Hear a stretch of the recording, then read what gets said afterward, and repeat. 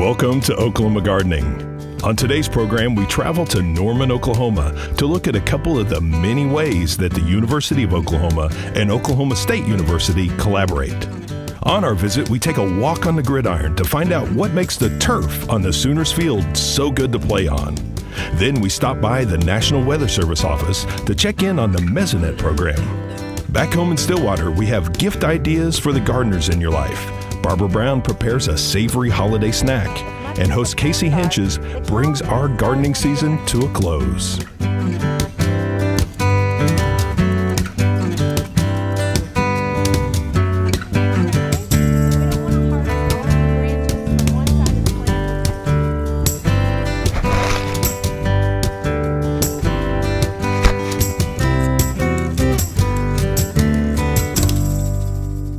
Oklahoma Gardening is a production of the Oklahoma Cooperative Extension Service as part of the land grant mission of the Division of Agricultural Sciences and Natural Resources at Oklahoma State University, dedicated to improving the quality of life of the citizens of Oklahoma through research-based information. Underwriting assistance is provided by TLC, Oklahoma's leading garden center, Southwood Landscape and Garden Center, Tulsa's source for great gardens, southwoodgardencenter.com. and the Oklahoma Department of Agriculture, Food, and Forestry, helping to keep Oklahoma green and growing. We are approaching a very popular day here in Oklahoma. I'm not talking about Thanksgiving, I'm talking about Bedlam. It's an athletic rivalry that's been going on for over a century, and it's that time of year when all of a sudden your house can become divided and your best friend can become your opponent. Well, in the spirit of the holidays, we thought it would be nice to try to bring people together. We are here on OU's campus to take a look at how OSU and OU have set aside their differences and collaborated to make great projects for all Oklahomans. Here we are at Gaylord Family Oklahoma Memorial Stadium, standing here on Owen Field with the Director of Athletic Field Management, Jeff Salmon. And Jeff, they've been doing some really neat construction on the stadium, adding seats, bowling it in, but you've been doing things here on the field as well. Can you tell us a little bit about what's going on the field? Sure. Well, in 2014, we were going to renovate the field, and after a number of years of looking at it and selection, we selected latitude 36 Bermuda grass to put on this field. We were looking at a number of places in the NFL that it was being used, and just saw the durability, the early spring emergence, the way it would just responded to traffic, and it was a grass that we were really pleased with, that would help us get through the transition times here in Oklahoma. And so far so good after 3 seasons of using it.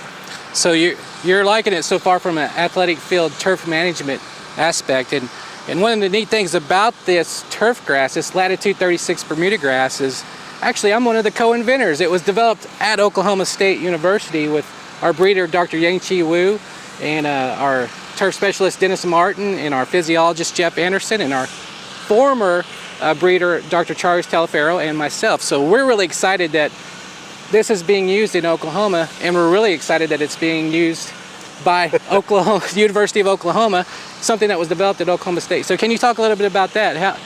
How does that collaboration work with OSU and OU? Yeah, so we once we made the selection and understood that, how the process worked, been working closely with you guys on the management of this grass. It's really unique. The internode spacing of the grass makes it a really tight, dense grass, and provides for the best traffic that we've ever seen before. We virtually transitioned in the spring from a ryegrass overseeding that we do in the fall to straight Bermuda grass, even before our spring commencement in May. And so that was something that was really important to us, that we transitioned earlier. So we're going straight into building that new Bermuda base for the next season. And it looks like it's still like we're getting ready to play game 1 on it. We're on game 5 of game 6 right now. So it's been great to work with Oklahoma State through this process, and look to do bigger and better things. Right.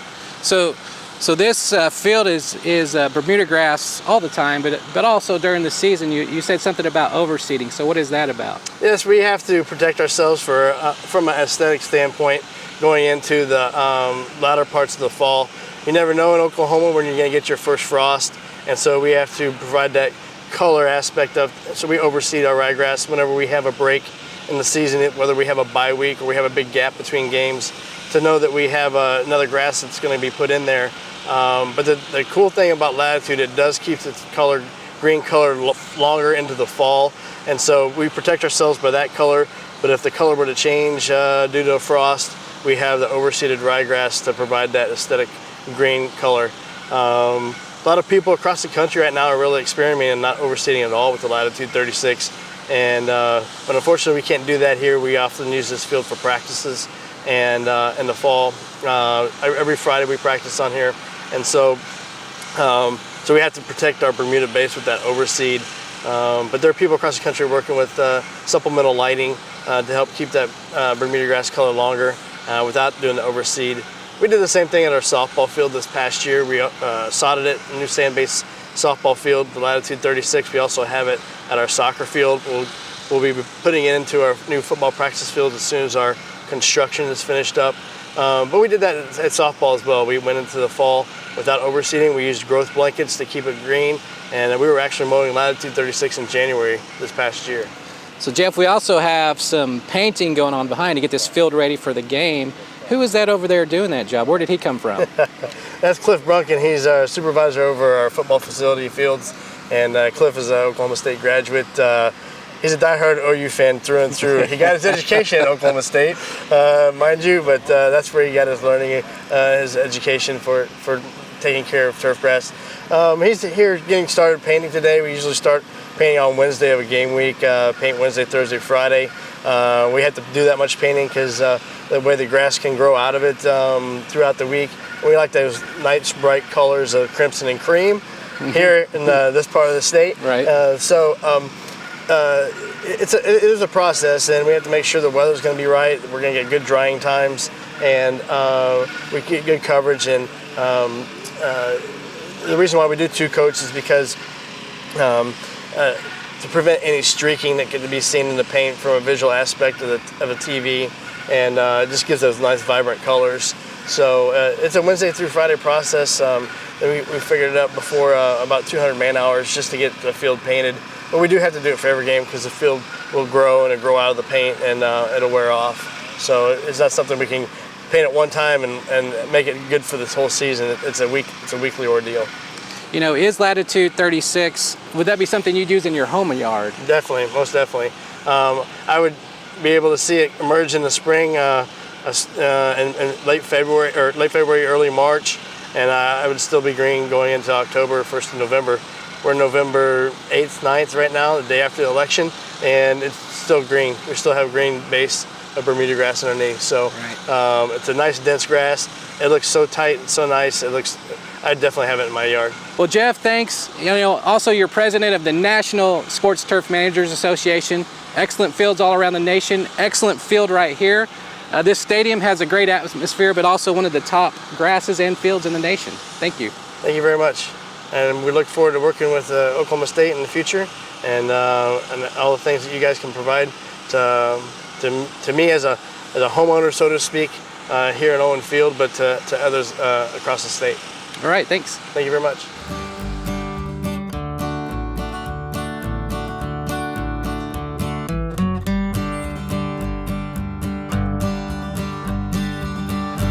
We are here at the National Weather Center on the south side of OU's campus, and joining me today is Al Sutherland, and he is the OSU Mesonet Agriculture Coordinator. And Al, a lot of us have heard about Mesonet, and it's this great weather system, but how did it come to be? Well, Casey, it really started with Ken Crawford, who was at OU, and Ron Elliott, who was at OSU.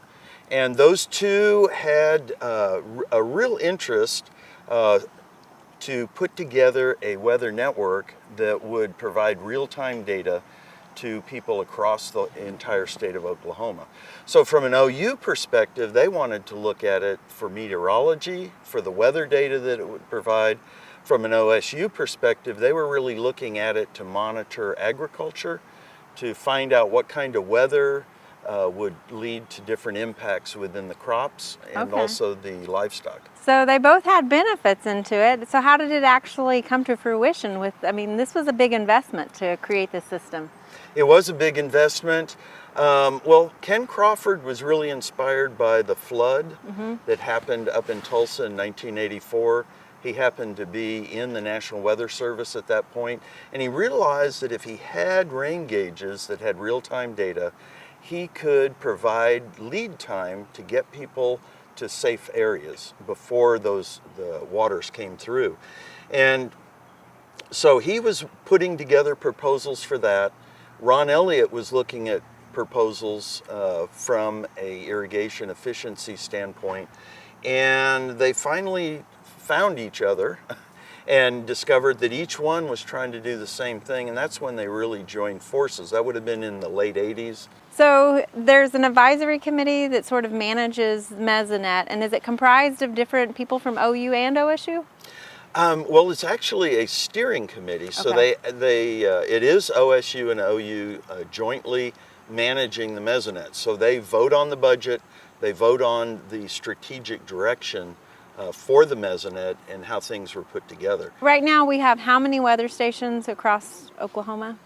Well, right now we have 121 stations. Last year they put a station in at Eva, which is a new OSU research station, and then also at Valiant. Okay, and this started in the 80s is when the initial talk started happening, but it really became established in the 90s, which was kind of cutting edge for that time period. I mean, we were one of the first states to do this, correct? We were one of the first states to put in a statewide system that was uniform across the entire state, so that you could be assured that if you had an air temperature in Idabel, it was the same instrument, same calibration as what you had in one that was out in Guymon.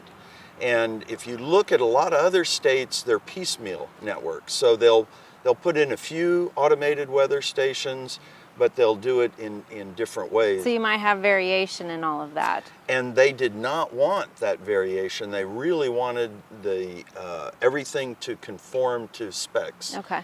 And now with technology, of course, we have all of this in our pocket, basically, right? Can you tell us about the apps that you have available? Yeah, the apps, iPhone or Android, we have apps for either one. So it's really handy to just pull that up and look at that on your phone. We have the basic page, which gives you information from any of the sites and then a quick forecast. And if we turn that sideways, for ag producers, for gardeners, we can actually not only get the average wind speed, but we get the wind gusts, we get relative humidity as well. So it gives you different information if you turn it sideways. That's good to know. Sideways it does. And if you scroll, the forecast goes out 5 days, 5 nights. Now, one thing I know a lot of people ask is because there's about one station per county, more or less, but if I'm new to a county or traveling, I don't necessarily know where the closest weather station is. How do I identify that? Well, if you just go up on the iPhone, it's up here with the little arrow. You get a listing of the sites, and we go out to all of the sites within 30 miles. If we're on an Android phone, we actually hit the title of the site, the name of the site, and a list will come up. But also they have a way to use the GPS to get a listing. We have all of the 4 radar sites within Oklahoma, plus those that surround the state. So I can look at those and figure out which one I want to actually take a look at and where the activity is. Well, as Oklahomans, we know that we always need to stay weather aware no matter what time of year it is, and it's nice to know that we have access to this information and that you guys here are doing so much to keep us safe. We are here at OSU's new Welcome Plaza that is just south of the Student Union. While we enjoyed our time on OU's campus, it's always nice to come back home as we get closer to the holidays. We also like to say thank you to our ambassadors this time of year. They do a tremendous work for us all season long. Here are some ambassadors to give us great gift ideas for gardeners for this upcoming holiday season.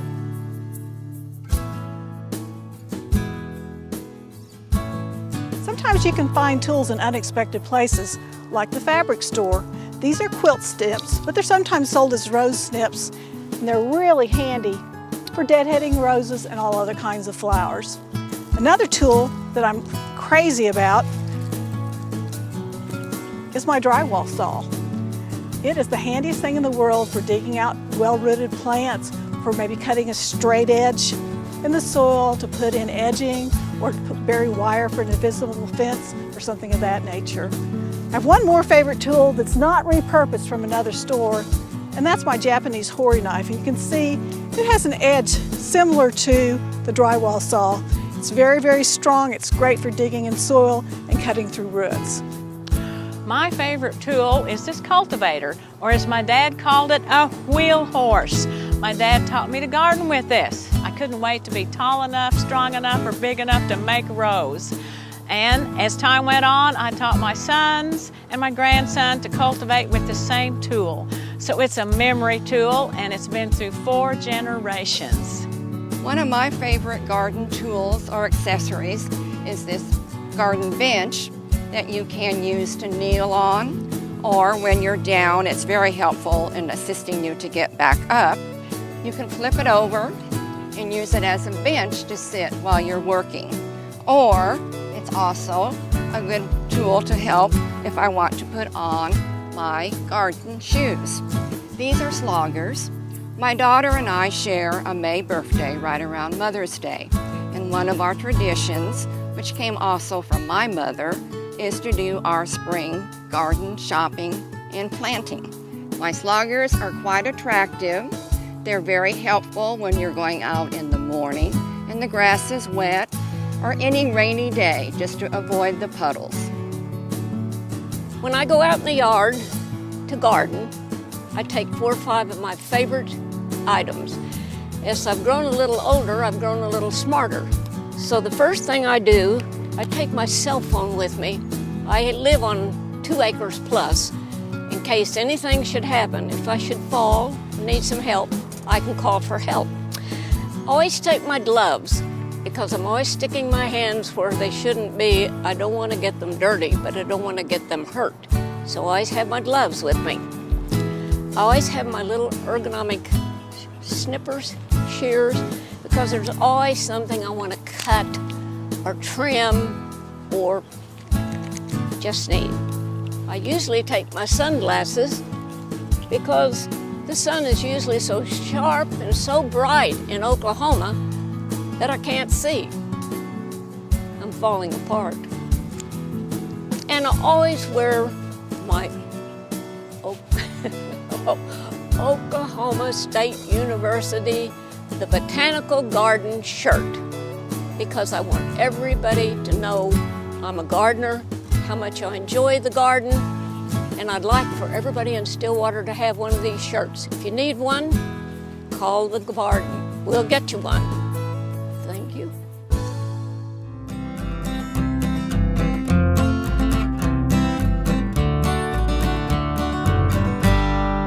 Lots of snacks around this time of year. They're high in sugar or they're high in fat. So today I'm going to do a trail mix, which is really nice because not only is this particular one not sweet, it's spicy, but you can take little packets of it and go out on those hikes that we all say we're going to do to keep those calories used while we go through the holidays. So it's really, really simple. I'm going to start with a cup of roasted peanuts.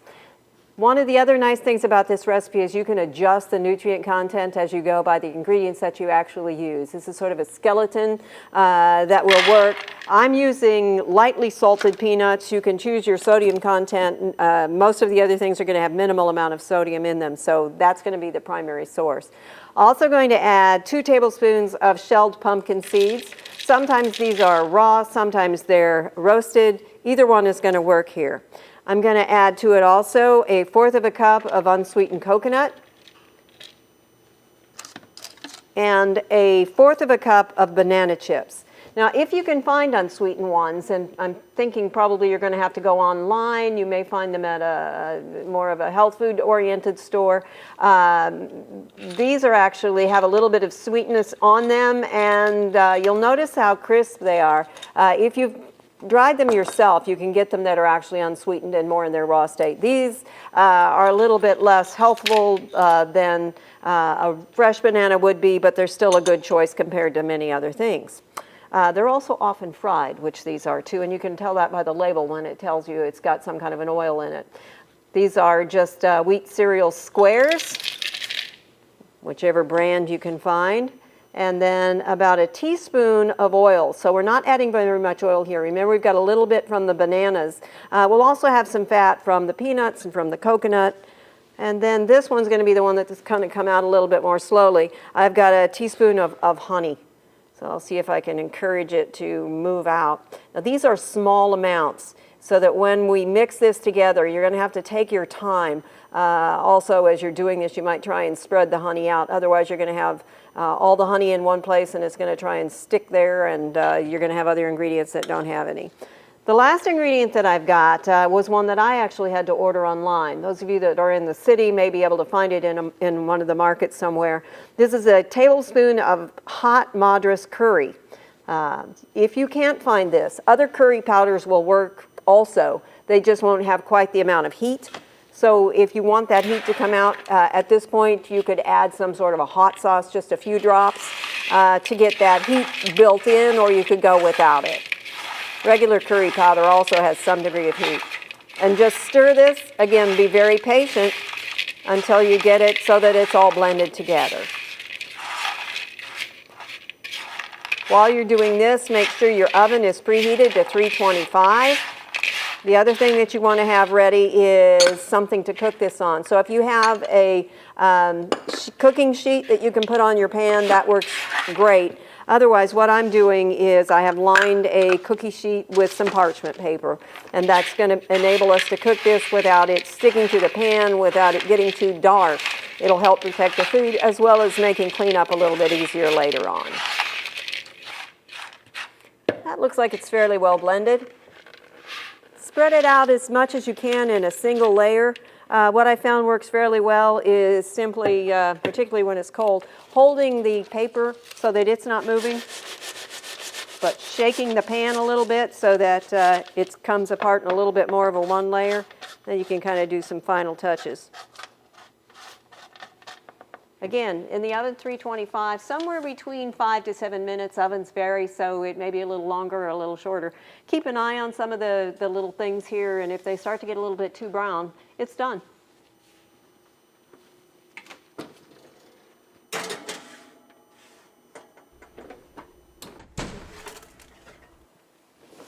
Smelling terrific, looking nice too. It's got lots of pretty color, but in order for it to be really holiday-ish, we have the green pumpkin seeds in there, but I'm going to stir in some craisins, which is going to give it an even more of that festive look to it. Again, this is going to need to cool completely before you package it up, and it actually tastes a little bit better after it's had a chance to cool down a bit too.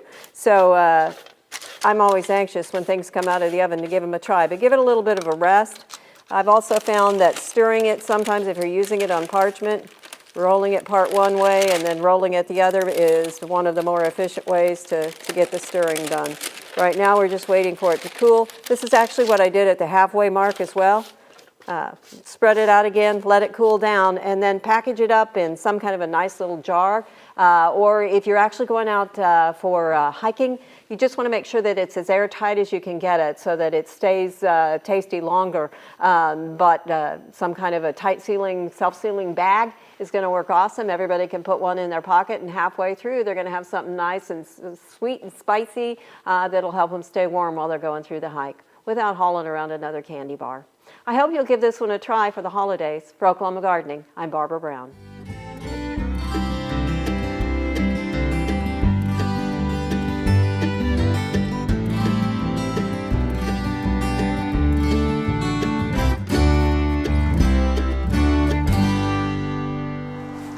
While the weather may not exactly feel like the end of the season, and I'm having a hard time believing it as much as the plants are, the calendar is telling us differently. Looking back over this year, we've had a fantastic time. We enjoyed digging a little bit deeper to get a better understanding of our soil. We explored southeastern Oklahoma, and we had fun completing some garden projects here at the Botanical Gardens. Thank you to everyone that we met along the way, as well as you for joining us on our journey. Over the next few months, you will continue to see some of our favorite segments from this season as we continue to work behind the scenes to bring you some great ideas for next season. We'll be looking at some gardening with wildlife as well as gardening with pet ideas. We'll also be working on some new DIY projects to be completed in the garden, and we'll continue to bring you updates on some of the projects that we've already completed this season, such as our hugelkultur. All of this and more will begin in mid-February. In the meantime, stay connected to us on social media. Thanks for another great season of Oklahoma Gardening. We'll see you next week for some of our favorite segments, so be sure and join us then for more TV You'll Grow to Love. To find out more information about show topics, as well as recipes, videos, articles, fact sheets, and other resources, including a directory of local extension offices, be sure and visit our website, oklahomagardening.okstate.edu. And we always have great information, answers to questions, photos, and gardening discussions on your favorite social media as well. Join in on Facebook, Twitter, and Instagram. You can find this entire show and other recent shows, as well as individual segments on our Oklahoma Gardening YouTube channel. And tune in to our OK Gardening Classics YouTube channel to watch segments from previous hosts. Oklahoma Gardening is produced by the Oklahoma Cooperative Extension Service as part of the Division of Agricultural Sciences and Natural Resources at Oklahoma State University. The Botanic Garden at OSU is home to our studio gardens, and we encourage you to come visit this beautiful Stillwater jewel. We wish to thank our generous underwriters, TLC Garden Centers, Southwood Landscape and Garden Center, and the Oklahoma Department of Agriculture, Food, and Forestry. Additional support is provided by Pond Pro Shops, Greenleaf Nursery and the Garden Debut Plants, and the Oklahoma Horticultural Society.